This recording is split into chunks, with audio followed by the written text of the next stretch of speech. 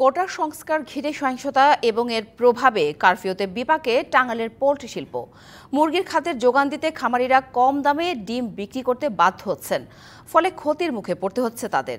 এদিকে জেলার আড়তদাররা বলছেন, ঢাকার ব্যবসায়ীরা নগদ টাকা ও পরিবহন সংকটে পড়ায় আড়তেই নষ্ট হচ্ছে ডিম। দেশের চলমান পরিস্থিতিতে বিপাকে টাঙ্গাইলের পোল্ট্রি শিল্পে জড়িতরা। প্রান্তিক খামারিরা ডিম বিক্রি করতে না পারায় মুরগির খাদ্যের যোগান দিতে বেকায়দায় পড়েছেন। এছাড়া ডিমের দাম কমে যাওয়ায় আর্থিক ক্ষতির মুখে পড়তে হচ্ছে তাদের।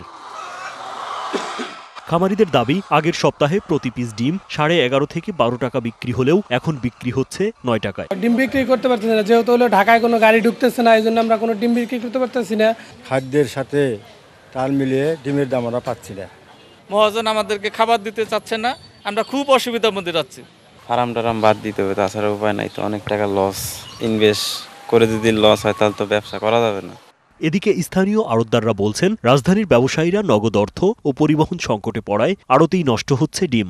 গাড়ি এরা আসতে পারে না, এরা আসলো আজকে 5 দিন পর। এই জন্য ডিম মনে করেন যে আটকে পড়ে রয়েছে, বিক্রি করতে পারতাছি না। আমাদের ডিম পচে গেছে, বিক্রি করতে পারি নাই। 250-টিরও বেশি ডিজাইন অপশন নিয়ে ওয়ালটন স্মার্ট ফ্রিজ, বোঝে আপনার প্রয়োজন। ঘরে আটকে গেছে, বাজার পড়ে গেছে, লস খেয়ে গেছি। তো এই দিকটা আমরা অনেকটাই ক্ষতিগ্রস্ত। দ্রুত ডিম বিক্রির ব্যবস্থা করতে না পারলে আরো বড় ক্ষতির মুখে পড়বেন খামারিরা, এমন শঙ্কা সংশ্লিষ্টদের। খামারি এমনিই বিপদে আছে, তার ভিতরে এখন এই অবস্থা চলতে থাকলে খামারিরা এমন বিপদে পড়বে যে তাদেরকে খুঁজেই পাওয়া যাবে না, তারা চরম ধ্বংসের মুখে চলে যাবে। খামারিদের ক্ষতির কথা স্বীকার করে জেলা প্রাণী সম্পদ কর্মকর্তা জানান, ঊর্ধ্বতন কর্তৃপক্ষের সাথে কথা বলে পরিবহন ও প্রণোদনার বিষয়ে কাজ করা হচ্ছে। জেলা প্রশাসক এসপি মহোদয়ের সঙ্গে আমরা কথা বলেছি, তারা আমাদের আশ্বাস করেছেন যে যাতে করে তারা সহজে উৎপাদিত পণ্য বিক্রি করতে পারে, সে বিষয়ে তাদের নিরাপত্তা সহ প্রশাসনিক সকল সহায়তা করবেন।